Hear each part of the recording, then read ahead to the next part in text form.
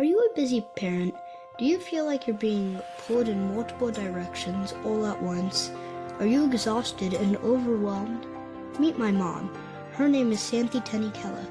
She's a pediatrician, expert in mind-body medicine, and a life coach. She can help you break free from guilt and overwhelm so that you can enjoy the life that you've worked so hard to create. She can also teach you how to support your family in a more holistic way. Welcome back to the I Am Well MD podcast. Today we have Catherine Gutierrez on the podcast with us. She's the CEO of Aptus Financial, an advice-only financial advisory firm. She holds an MPP from Harvard University and the Certified Financial Planner designation. Her firm has provided financial planning to over 1,000 physicians and runs retirement plans, student loan programs, and financial wellness programs with more than 25,000 participants. She's the author of But First Save 10, the one simple money move that will change your life. SC, welcome to the podcast. Santhi, thank you. It's wonderful to see you. You as well. It's been a while. So SC and I met at the White Coat Investor Conference, actually a couple of years now in a row, and she has always been this amazing wealth of information and inspirational to me. I'm super excited to have her on the podcast today because I think you all will find her equally inspirational.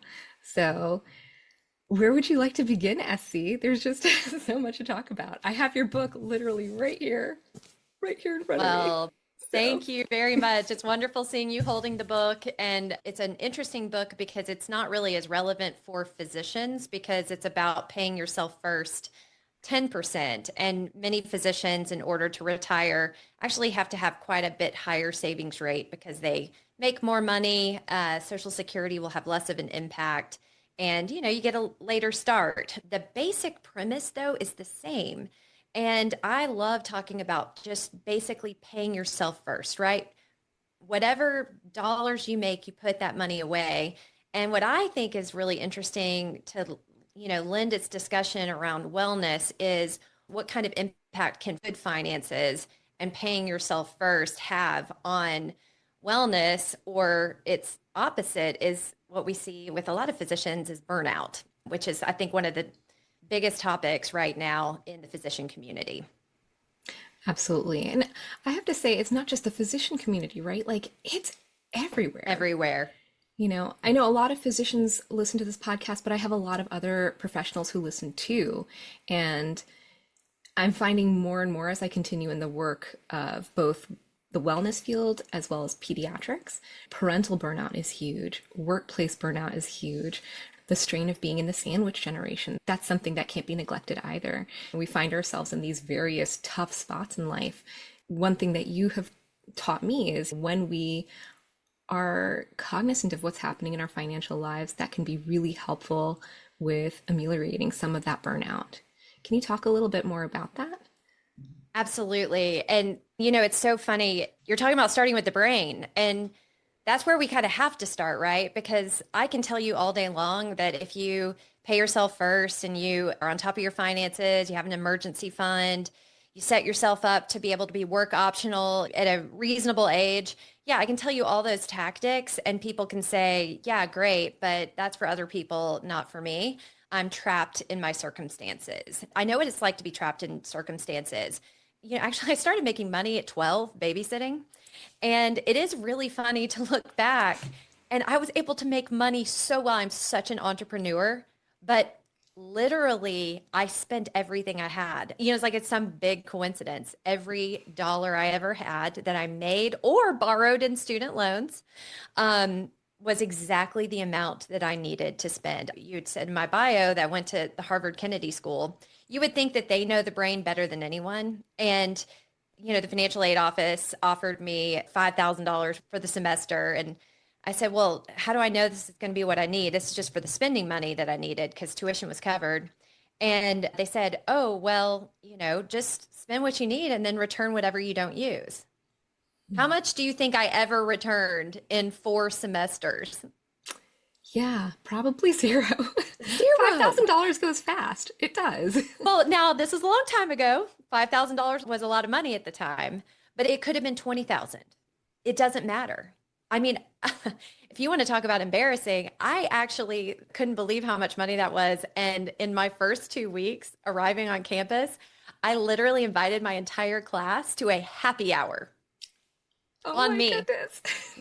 Yep. Yep. Now I won't even take myself to lunch. So so it is funny. So anyway, here's the deal. We feel trapped, right? We feel, whatever it is that we're making, whether it was my first job making $23,000 a year or Mhm. these physicians we work with who are paycheck to paycheck on $1 million a year, we will always think it's just because I don't make quite enough money. So this is where we have to say, whoa, whoa, whoa, whoa, whoa. Is that really the case? And instead of looking at our bank accounts, instead of looking at our paychecks and how much money we make, we have to start with the brain. And we have to understand what is actually happening in the brain. So obviously we have this limbic system. And of course, I always feel so sheepish explaining this. There are physicians around, but hopefully people are nodding in agreement. But we have this limbic system, right? That it's that caveman brain that says there is food on the ground, must gather and eat now. So we still have that firing, and it is a survival impulse, and we need to understand just what role it's playing, right? So it doesn't matter what it is. It could be a $200 skincare product, right? I remember taking one that I just bought because I turned 40 and started panicking about wrinkles, right? Oh And no. so I take it to my dermatologist and I'm, saying, is this the kind of thing I need to start spending money on? She goes, no, how about the research and the science behind this $8 bottle of Vanicream that you need that will do the exact same thing, right? Mm. So it's really fascinating that that limbic system that starts firing, and then what happens is it conspires with our prefrontal cortex. So what I tell people is that in the absence of a plan, your prefrontal cortex will be roped in by your limbic system and it will create a story that you will believe. It will tell you there all the 20,000 reasons you need to buy a yacht if you start making $3 million a year. It doesn't matter what it is. It's going to make a story. And these physicians, and then, you said in my bio, we have 25,000, I call median income, kind of normal income people is the majority of people that I actually encounter and my team encounters. It doesn't matter what the income level is or what the item is, the stories that we tell ourselves why we have to have something are so compelling to ourselves. Even if an outsider says that makes no sense, like my dermatologist saying that $200 serum makes no sense, right? Um, it's the storyline. And so when we can really understand those impulses in the brain, then we have to say, okay, I see it. How do we stop these spending patterns that have been created, these thought lines that I've created that convince me to spend all of my money, and then to be able to get a plan in place to be able to defend my money from my brain? That is it. I love it. Defending my money from my brain. And Yeah. it's you have the people where it's you have the money so you spend it and then you're like, where did it go? And then you have the hoarders who are like, oh, it's never going to be enough. It's never going to be enough. We're always going to be destitute, right? Like, and it's really interesting to see the dichotomy between the two because in that respect, it's the same process. It's the limbic system saying, oh, we have everything, we can spend it, versus, oh, we have something, better keep it for a rainy day and another rainy day and another rainy day. Oh my gosh, the situation's really dire, but we're going to save that money. We're going to save it for another rainy day. you know, Same Oh, thing. that's Yeah. same thing. So that's right. So I guess it's the basal ganglia specifically that's conspiring with the, dopamine and let's all spend. But there's a different area that's responsible for scarcity mindset, but still back in that limbic system, right? And that's exactly right. Equally damaging. So I know people say, no, no, no. Isn't it better to end up with more money? Isn't that a better mindset if you had to choose the two? I don't know because I've seen relationships destroyed by scarcity mindset. I mean, imagine the fear and anxiety you are walking around with by having that scarcity mindset run amok. So, yeah, it's just as damaging. And I really believe we have to find that middle ground between those two mindsets. I agree. And I've seen that in action. I know my dad used to have this huge scarcity mindset when it came to money. For a long time, I genuinely thought we were poor. And when I was 13, we moved to a bigger house. And I was like, how can we afford this? And maybe we weren't like super high income earners. We were probably middle class. Maybe we were upper middle class. I have no idea because my dad always painted this picture of us being destitute. And so there's this huge, mismatch in my life where I was like, okay, well, maybe we're destitute, but we live in a decently nice house. And somehow dad paid for college for both my older brother and my older sister. And that was the plan for me as well. Long story short, we did encounter some financial difficulties. It ended up being a very good thing that my dad was as careful as he was with money. But in the end, I still very much was in the dark. And I think being able to have these sorts of open conversations can unlock lots of doors so that we're not either in scarcity mindset or in this mindset where we feel like we have to spend our money. So I totally agree. Yes. So tying this into burnout, where does financial wellness and burnout interface? Yes. And so let me give a quick anecdote. So imagine there's a 63-year-old nurse in front of me, and she is saying, I can't work another day. I can't do it. I'm tired. I can't do these meetings anymore. I can't do these long days. Can you tell me if I can retire or not? So she doesn't even know how much money she has. And so I look at it and realize that she's got enough not only to retire right then, but to increase her lifestyle.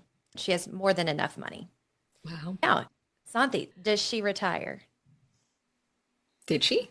Did she? I told her she could. Did she stop right then? If Remember, she was couldn't work another day, Yeah. not another day. And I told her, you can stop working right now. You can leave. I could just imagine that woman signing her resignation letter, 2-week notice. Here we go, packing up the bags and saying, see ya, homies. Right? See ya, wouldn't want to be ya. That's right. But she didn't. She didn't. Didn't. And here's the Anymore. difference. It is a very different thing when you're working and you know you have the choice to go to work or not.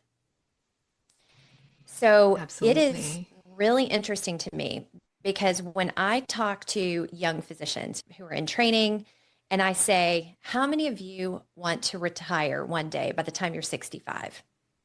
I get looks of real confusion. I get mediocre hand raises. I mean, really, it's just not even a thought. But interesting. when I say, how many of you want to be forced to work past the age of 65? Not a single hand goes up. How many of you want the ability, the choice to be able to stop working before the age of 65? All the hands go up. Burnout is that feeling of no choices. That's what it is. I don't have a choice. So my husband and I had kind of a mini burnout moment. Burned out before the kids are starting school this week. Burned out before we're even starting. That is not a good sign, right? So our kids are ending that hectic. We're Uber driver parents. That's what we're becoming, right? As our kids are hitting into upper elementary, middle school timeframe. For us, eating dinner every night is a real priority. Like sit down as a family, have a meal. It's our time to connect. And we're realizing that it's going to be virtually impossible to both cook and do that, and get the kids to bed on time. And so we walked through our choices, which included, do we hire someone to come in and cook for us, right? Do we hire a meal service? We went through 5 different choices available to us so that we could face that particular burnout head on.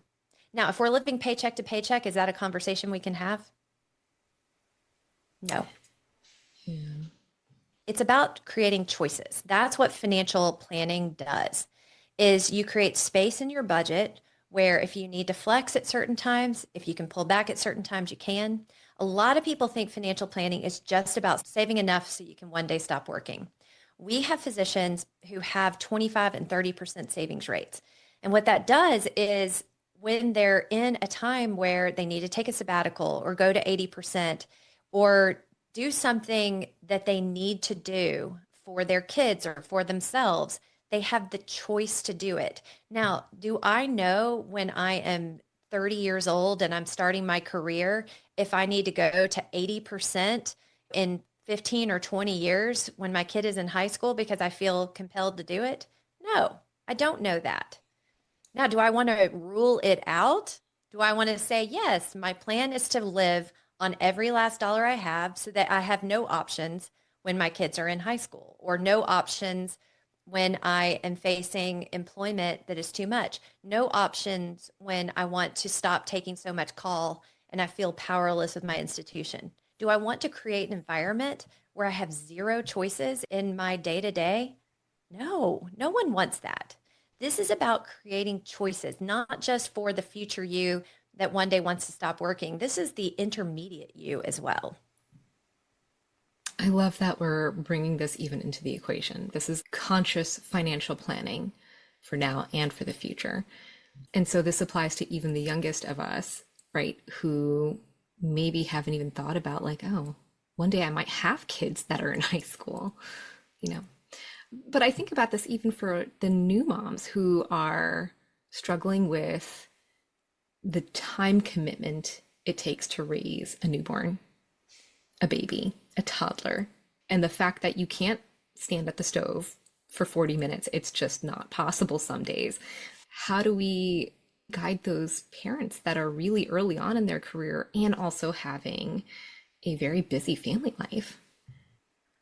Sandy, that is so right. Okay, so I think we are crazy as a society, especially with high earners, with what we tell people to spend money on, okay? Especially with babies and toddlers. So I had a baby and we wheeled that baby out in a crib out of our one bedroom into a kitchen every single night to sleep. Now, if you go ask Marco, my oldest, how sad he felt that he did not have a nursery, he will look back at you very cute. Now, it is so normal to spend 50,000, 70,000, 100,000 on a nursery, right? That's very normal. I mean, think about the hundreds on the fancy recliners and the gear and all the stuff that we buy. But what is the one thing that is actually finite that if you have the choice that you might want, and that is your time, right? That is what you can't get. That's what you can't go buy at the Target shelf. So Such a good this is point. buy the services. Buy the person that can bring you the food, the healthy food that's important to you, right? If that's a priority.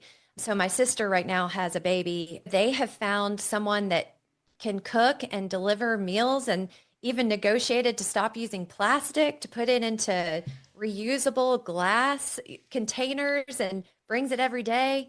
You know, that is way more important for them than the fanciest of gear, right? So you just have to figure out what is the best and highest use of these dollars during every phase of raising kids. And just remember, society is going to fill your feed with the stuff, right? Because that they need to make money on you. And they know that you're sleep deprived and you're tired and you're going to put that thing in your cart and you're going to buy it. But if you really step back and say, what do I actually need right now as a new mom? I need help. I need a housekeeper. I need someone to just come and tidy up, right? If you've got the funds and the finances, that's where I want you thinking is about that. Now, if you don't have the funds and the finances, do you want to go broke and in credit card debt on those things, right? You don't need any of them. I mean, we didn't have a lot of money at that time. I was building a business. We were living on my husband's pay as an engineer, and we were in this one bedroom apartment, and we just bought all white onesies, right? Just those, you know, you can make these decisions And it's not about other people, it's about you. And, I can't imagine the stress of having a baby and going into financial debt, consumer debt at the same time. I fully agree. There's something to be said about going baby shower crazy, right? Like, what am I going to put on my registry? And when not all the items on the registry have been purchased, you feel the need to complete the registry by buying everything else. Yes, you And do. the reality, I was like you. I bought a bunch of white onesies.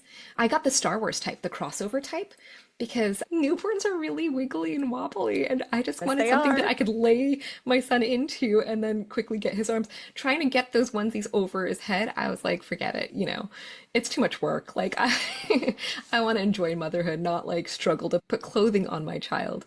But I realized, yeah, like a lot of those fancy clothes, oh gosh, within a month he had outgrown them. I would feel so sad inside, like, okay, now who's gonna wear this? So yeah, don't underestimate the value of hand-me-downs, the value of just getting like the most basic things. Even like the crib. Like I got a crib from my sister and I just purchased a new crib mattress. You know how many times my son slept in that crib? How many? Twice. Twice. And it was the days that I tried to crib train him, and he wailed and wailed and wailed. And I realized I have a Yeah, do child it. with separation anxiety. This is never going to happen. He hated his crib. And guess what? Baby number two came, and I decided to buy her a new crib. She hardly ever slept. She preferred the pack and play. Come on. Like, what a waste of money. So, like before we make these big purchases, we really have to think about whether or not it's worth it, or whether or not it's okay to have our baby sleep in a pack and play that has a level of versatility to it, right? We can transport it from room to room. It doesn't take up much space. It could go into the kitchen. The crib might actually be overrated. All you want is a safe space for your baby. Yes, and how you define that might be different than what the consumer culture is defining that for you. And Yeah. that's where you have to always do sanity checks on, is what they're saying about this reasonable? I mean, you can spend a lot on car seats, for instance, right? And your brain, man, that basal ganglia, I mean, it starts going, right? When you're thinking about this is the safety of my child. What is the safety of my child worth? Now, there's a lot of ways for your child to sit very safely in a car seat, right? It doesn't have to be the thousands of dollars. So Santhi, what I really love about a financial plan is that you're not faced with moral decisions on spending. So, for instance, our kids use the used uniform closet at our school. I've never, ever bought one uniform piece new. And that's just what we do. Our kids don't know any difference. But this is not a matter of, am I the kind of person who buys a new uniform, or am I the kind of person who buys used, as if it's some kind of moral thing? Mm. Instead, what I have is I have a financial plan. And my financial plan says that this is how much our house costs, this is how much it costs to repair it. And I set money aside for that. Here's how much our cars cost, this is what we can afford. And this is the money to repair and then replace them. This is how much we spend on vacations, which is a lot. And we set that money aside and put it away. Of course, we know how much we need for retirement. That was gone even before we even started all of this, right? Started setting aside money. So that by the time you whittle it down, I don't have a clothing budget. I don't have a $5,000 kid clothing budget. Our kids get one new pair of shoes. We do that. If they want to buy other shoes, they have an allowance and they could go buy them with their green light accounts, which I really love. Now, could we spend more? Sandy, could I spend more money and go buy them brand new school uniforms? Could I? Absolutely. I'm sure you could if you I really could. wanted to. At what Yeah. cost? Is that $5,000 from my vacation fund? Do I want to take it out of there? Do I want to retire a little bit later than I planned? At what cost? So when you can do a financial plan and you allocate the money to the things you really care about, maybe you really care. I know there are people who actually care deeply about their kids' appearance and about their own appearance. I think it's a good use of funds. If that is something you did, like it's enjoyable for them, right? And by all means, worth maybe not spending as much on a vacation, right? Maybe driving older cars. It's just working with whatever the means are by the time you've taken out all the money of the things you really care about and need. And then you start allocating it. And then you have to say, is it really important to have this really fancy nursery? Or is it really important to do these things? And then you start doing that shuffle, right? Okay, well, yeah, maybe I do have the money left over and I could spend $5,000 on my kids. That $5,000 would also pay for a meal service, right? Great point. Yeah.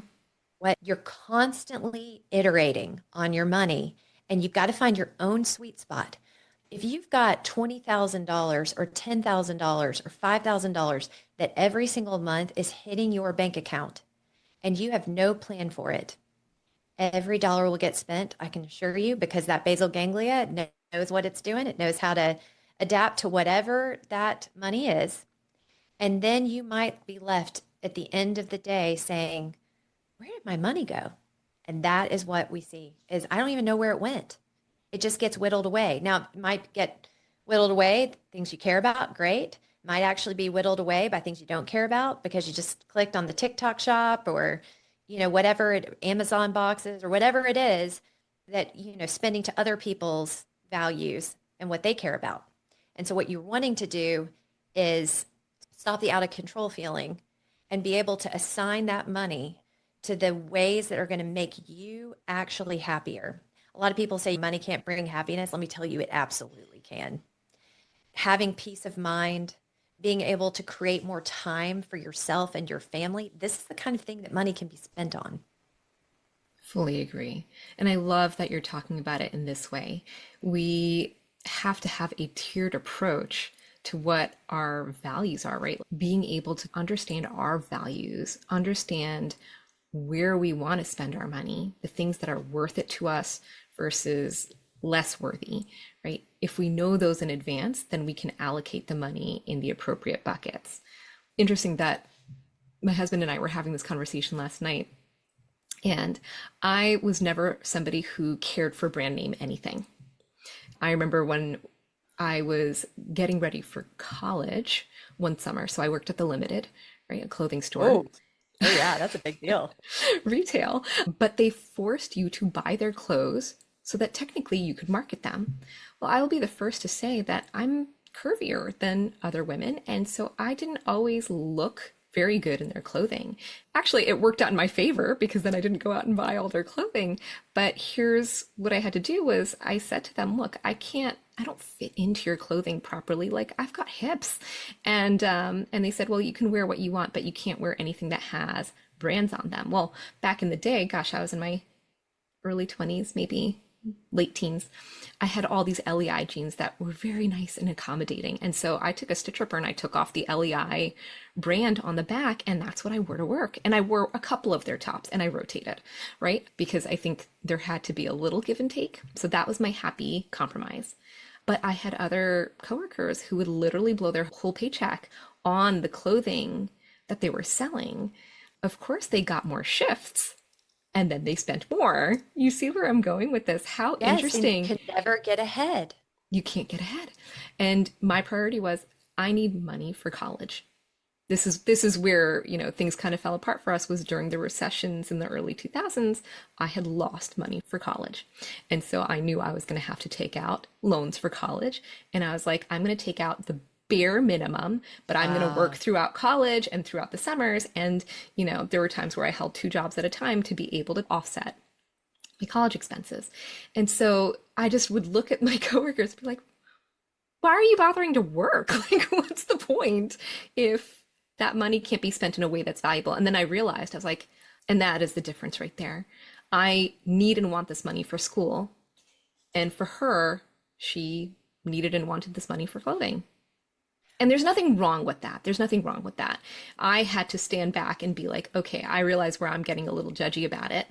And perhaps it's because I need to allocate. There was a need. There are these financial handcuffs there that kind of forced the direction that I needed my money to go in. Absolutely. And so think about it this way. So, Santhi, you've got this coworker who maybe you had an open conversation with, and they said, I am literally here to work 4-hour, 5-hour, 6-hour shifts. And my only goal is to spend all of the money that I'm making on clothing. I highly doubt that that would be the conversation. I don't think anyone works like that to literally spend all their money, but we do it anyway, right? I did it. I worked a ton and I spent all of my money. So here's the thing. Think about the end result of this. I'm sitting across from women or men who are in their 60s and they have nothing saved. So think about what that might feel like for a second. So you've worked for 40 years, for 45 years, and it literally means that every single dollar you ever made, you spent. Do you think that is the intention? Because let me tell you, when those people are in front of me, do you know what they're saying to me? Is beg people to save, beg them to save something so that they are not in the position that I am in. I need you to tell young people starting their careers, whatever you think you need, you do not need it. You can pay yourself first. You can set aside a little bit. When you leave your job, please don't cash out your retirement. I did that. I thought I needed it, but gosh, do I really need it right now? Please tell people. So I have these people begging me. And then I have young people who think that there's no money, right? Now, I will say a lot of people, that read my book, they're starting their first jobs. We have big campaigns in college to save 10. They're coming out saving 10%. It's amazing. But there are still people who say there's no money there. I still have men and women who, I do retirement plans who will be leaving my plan and because they got terminated or they had to leave for personal reasons and they cash out. And there's nothing I can say. I'm trying to say, look, I've talked to people who have done this exact thing. I promise you do not want to cash out and start over at age 45 or age 50. And there's just not a lot you can say. But I'm here to tell you what you're describing that in the limited store, that is a microcosm of what we are seeing in real life, that there is just this idea that it'll all sort itself out later, and it just doesn't. Every paycheck, some money has to go into your future self. Agree. So I want to circle back to one thing that you said in the beginning of the podcast, this concept of paying yourself first. And for a while, people would throw this phrase around, and I didn't quite understand what it meant. And then I came to realize, the more I thought about it and the more I understood from context clues, right?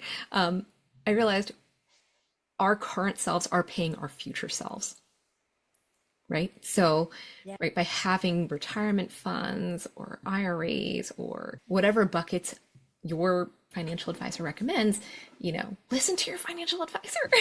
Get a financial advisor. The advice that you give is golden. I didn't realize how important it was to have someone like that on my side. Like, we go to a doctor. We've been going to doctors since we were little. So there is some value placed on that.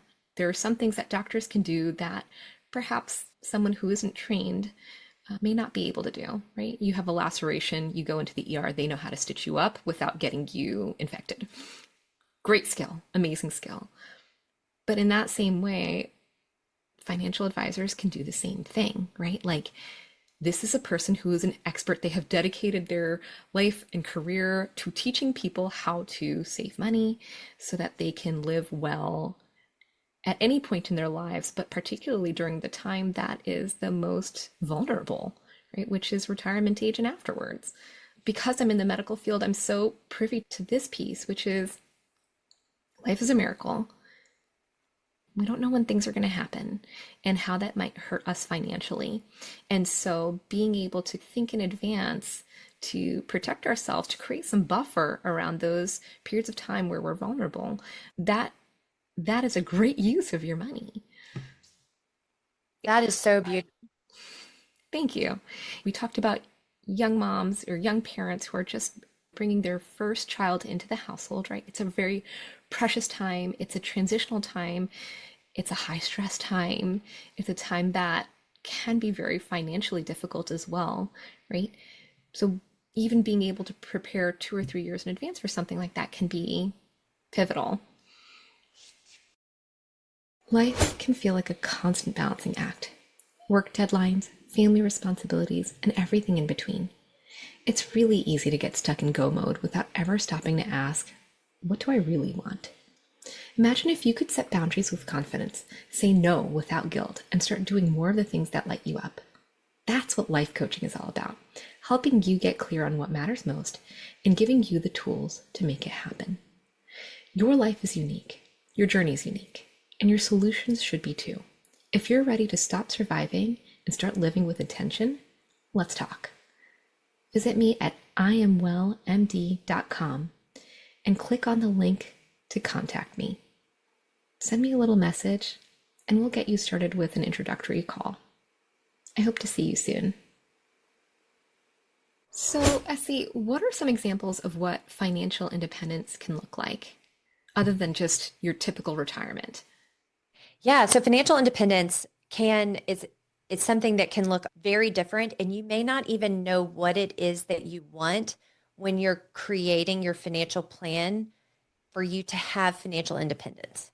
So essentially what you're doing is you're creating a series of choices for your future self. So for instance, at its most basic, when we are saving for retirement in those retirement accounts that you talked about, what we're saying is, hey, I am setting you up for financial independence when you are 65 years old. So when you are 65 or 60 or 55, essentially what we're going to be able to do is pay ourselves a salary to not work. I'm going to pay you for the right to stop working when you're ready. So again, some people set themselves up for financial independence when they're 55. Some set themselves up for financial independence at 60, at 65, and there's different math for it. So yes, the idea here is that you can have a long-term retirement plan, which is your financial independence. But what a financial plan is also doing is allowing you choices along the way. And what we find is that everyone has a very unpredictable life. As you said, life is a miracle. There is no better way to describe it. I am so thankful every time I wake up in the morning and my brain is intact, my body is intact, and you can do anything when that happens. And I think my gratitude comes from being a financial planner and seeing good friends get diagnosed with a brain tumor or breast cancer or car accidents that are not your fault, but wreck your finances. It is so wild to me that these catastrophic things, they're so unfair when they're not your fault and you have to pay for them. And it is what it is. I just had a wellness participant, an uninsured driver drove through her home, What? Oh my drove gosh. through her home, almost killed her. But guess who's paying the price for this? Her homeowner's insurance rates tripled because of this uninsured driver, right? These are the That's unfair crazy. things, right? And you can't predict them. Job loss, right? We've seen surgeons who go into RVUs and the RVUs go down and they don't make as much money, right? So these are the things you just don't know that are going to happen.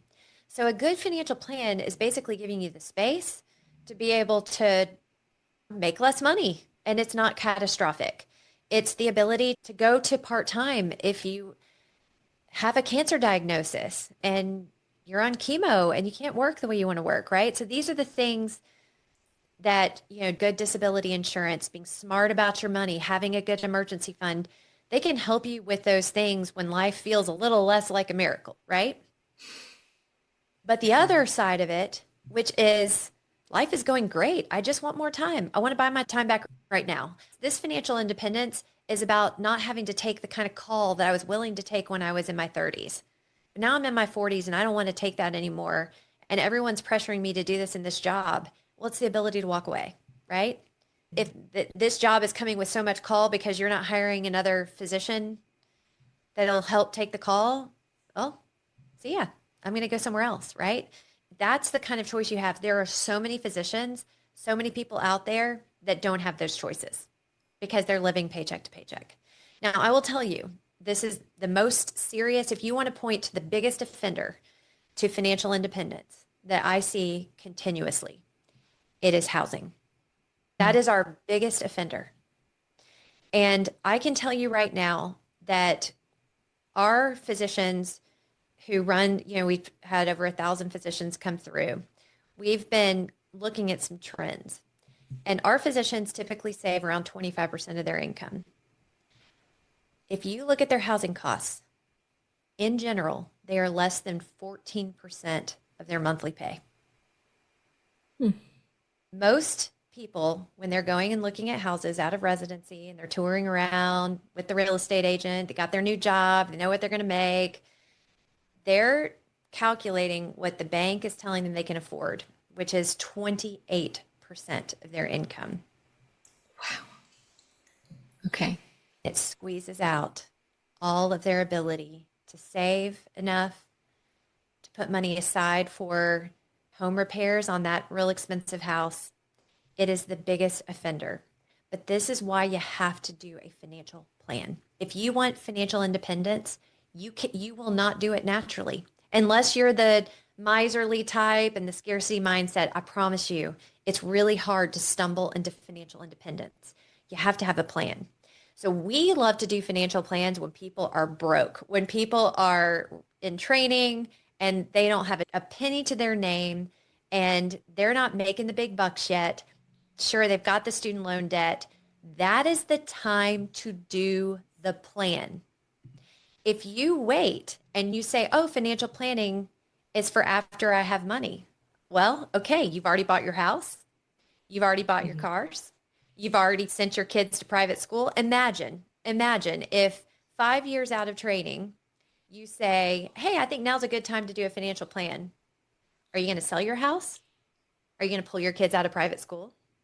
Are you going to go from driving a Porsche Cayenne to a Toyota Sienna? Are you a 15-year-old Toyota Sienna? No, you won't. No, Listen, I'm going to laugh because I have a Toyota Sienna.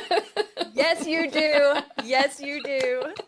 Okay, now we're going to have to send pics of us with our Toyota Sienna. What year is yours? Oh gosh, I think it's a 2016. You're so fancy. Mine's a 2015.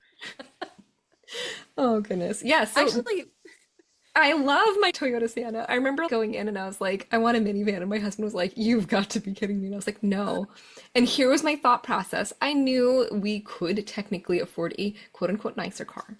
But really what I wanted was, I want a car where if my kids throw up, I won't cry about it. I want a car where if there are pieces of cereal stuck in the car seats that I won't cry about it. I want a car where if my kids go out and play soccer and they bring their dirty cleats into the car, that I won't cry about it. If my car gets dented, don't want to cry about it, right? And here was the other pieces. I was anticipating a growing family, right? I need places for car seats. I need places for grandparents. I need places for luggage for when we go on trips. And you know what? It has done all of those things for me. It has. It has done all of those things for me. So I am forever grateful for my cars, which are nothing special, quote unquote, by the standards of other people, but they are so special to me. They have driven my family everywhere. They are safe cars. Fixing them up, it's not a wallet breaker, right? Like, I love my cars. I don't need to have the Porsche. I don't need to have the Mercedes. I just need something functional and safe, period. And this goes back to that whole brand thing. Like, I've never been attached to brands. I'm attached to what other joy it brings me. Is it the right fit for this time in my life? You know, is it going to serve its full purpose? And if those two boxes are checked off, I'm good. So that's simple. it. Okay, so here's the funny thing about that, right? So someone's listening going, but I do love cars. I do like fancy cars. I want a fancier house. I want a nice remodel. And you're saying, you might be like me. So I have really inexpensive furniture. I have one of those ruggable rugs. I have the same thought process as you is right now in this phase in life, I don't want to cry when my kids do things, right? I don't want to be policing them. One day they're going to have to learn to be responsible. But if a watermelon rolls into the back of my Sienna, and we go through a hot summer and don't realize it's there and it rots. And there is a rotten watermelon smell in my car forever, that no amount of baking soda can care. I don't want to cry about it, right? At least it's in the Sienna and not in the Porsche Cayenne. And that is my thought process. But okay, Santhi, do I want a Porsche Cayenne one day? Wait a Yeah, second. I do. SC, I have to ask, has this whole rotten watermelon thing actually Oh, yeah, happened? it actually happened. It actually, literally, there is a rotten watermelon fragrance that will that just, it's actually kind of, I've grown to love it. I mean, I get it professionally clean. That's my thing is I do get it professionally cleaned twice a year. It costs several $100s worth every penny, right? Just to get the stinky soccer sock smell out of there.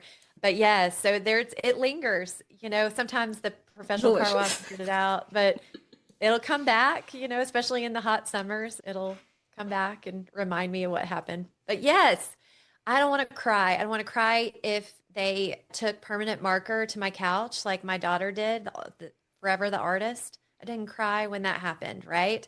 We still have to teach them to take care of our things, but it's not a catastrophe. But here's the deal. One day I want that stuff. One day. So I think sometimes people listen to these podcasts and they think, I'm not going to sign up for that. I don't want to sign up for a lifetime where I never buy nice things.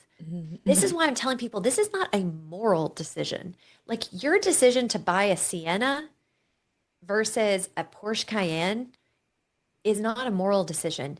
It's a decision that if your financial plan says that's what you can afford so that you can hit all your financial goals, then that's what you buy. But one day, your financial plan might say, hey, buddy, you have more than you need going to these retirement accounts. Let's ease up on lifestyle. And I will tell you right now, that is actually where I am right now in our phase in life. So, those early years of saving, because I'm 40, going into my 45th year, we saved aggressively. We've had the benefit of compound interest. So, we turned things around. I stopped living paycheck to paycheck, became a saver. Then I liked being a saver, saved more and more and more. And we had at one point a 40% savings rate, 40% of growth. Amazing. That's Yeah, we amazing. decided we want to be able to be work optional in our late 40s. Well, now we're realizing, well, shoot, we kind of like what we do. We can buy the services that we need to buy our time so we're not chasing our tails, right? We can work the way we want. We can get support the way we need. I even hire someone to come in, and I'm not a very organized person, but I like tidiness. So I have someone that comes in and a few hours a week and just helps me to stay organized, right? I mean, we can do these things because we set ourselves up. So one day I will have nice cars. One day we will have a remodeled home. It's just not right now. So I hope anyone listening to this, you're realizing that this is just living the life that your financial plan says that you can live. It is not some kind of moral decision making. Absolutely. Yeah. And to boot, I kind of mentioned this earlier in the podcast, right? Like that feeling of judginess when someone else's values are not necessarily aligned with my own. Like there was a younger version of myself who had feelings about that sort of stuff. And now there's like this beautiful sense of neutrality, which is money is a tool for our success. It's a tool for us to be able to rely upon when we need it most. And how we use those tools is how we use those tools, you know? And you have to just make sure that it's aligned with what your needs are in that time and what your needs might be for the future. I see this is just an amazing conversation. I had to actually wipe away tears. I said, I don't want to cry about, but then this conversation about your watermelon, like just got me, it made me cry anyway. But kind of as we round up our conversation, this podcast was designed to help us heal ourselves, to heal our children, and to heal our children's children. Do you have any last words of advice for our listeners? That is such a beautiful way to kind of wrap up. We have to heal our money wounds. So there is this financial plan and there's the money buckets and the things that you're putting into them. But I do encourage people to look at the money tropes that you have. Did you grow up in a scarcity home? Did you grow up in a home where money was chaotic? Are you going the opposite and going to the opposite extreme? And what kinds of lessons then are you passing down? I think that it is less important about what I'm doing in my own finances and the way I live my life. I think it's less important than what I'm handing down to my kids. And so I am very, very conscientious of the way I talk about money with my own kids. And I encourage people to do the same. So when we pull into, yes, I send my kids to a private school, but when we pull in and the kids see the Rivians and the Porsche Cayennes and they make those comments, Mom, can we drive that? I say, it's not part of our plan. We have a plan for our money, and that doesn't fit into the plan. I don't say, no, we're too poor for that, right? Or no, we will never buy anything like that. I use this language of, it's not in our budget. It's not in our plan. We have a plan for you to go to college. We have a plan for us to retire. And so we put money towards that plan. I think there are really healthy ways to distance ourselves from the emotion of money and go to what you're saying. Money is a tool. Money is a tool for the wonderful Sienna that I'm using to drop you off at school today, right? It's a great tool for me to also put aside the kind of money I think I need to put aside so that you can go to college one day, which I think is way more important right now than driving a nicer car. I actually do think that it's landing. I mean, I hear them repeat things back to people. They have their own budgets. They have to buy their own car. So they've been saving for cars. We use green light accounts. We use allowances. I match their savings dollar for dollar. If they don't have enough money to buy a car, they will not get a car. It's my first money lesson for them. I let my kids fail. I let them succeed, whatever we need to do so that they can have a healthy relationship with money. Because at the end of the day, that's what's important, is for us to use money as the tool to serve us rather than us using ourselves as a tool in service of money. I love it. This has been such a valuable conversation, Essie. Thank you so much. How can our listeners find you? Great, Sandy. Thank you so much. So I encourage you to come check out our website. It's aptusfinancial.com, and you can see our approach to financial planning. I have given talks on how to seek out financial planners. And if you're seeking for guidance for what you need for financial planning, you might be a DIYer and you want to do it all yourself. There are great resources for that. We do not manage assets, so a lot of financial planners do that. If you are looking for that service, we can also point you in the right direction for that. But we provide a basic financial planning service. That is it. We run the financial plan. We want people as early as possible in life so that they can truly set themselves up to succeed. So you can come visit our website, learn more about us. And yes, if you've got young people in your life that are getting out of college, we've had a lot of great feedback on But First Save 10, the book, and you can get that on Amazon. Advertising the book right here. Sandy, thank you. Yes. Thank you again, Essie, for being on the podcast. It really was such a pleasure. It was an honor to be on it. Thank you so much. The information shared on the I Am Well MD podcast is for educational and informational purposes only and should not be considered medical advice. Listening to this podcast does not establish a doctor-patient relationship. All health-related decisions should be made in consultation with your personal medical provider. The views and opinions expressed by me are my own and do not necessarily reflect those of my guests, employers, or affiliated institutions. Likewise, the views of any guest do not necessarily represent my personal or professional opinions. The content shared on this podcast is intended to inspire thoughtful conversation and reflection, not to provide medical diagnosis or treatment. Hey, if you like what you're hearing, give this podcast a 5-star rating and share it with your friends and family. If you want to learn more about my mom and what she does, visit her at iamwellmd.com and subscribe to her email list. If you leave her a comment, you might just get a shout out in her next podcast episode. If you'd like coaching or support, she has programs available for you and your whole family. My mom is a great pediatrician and a great person, and I hope you like her podcast episodes.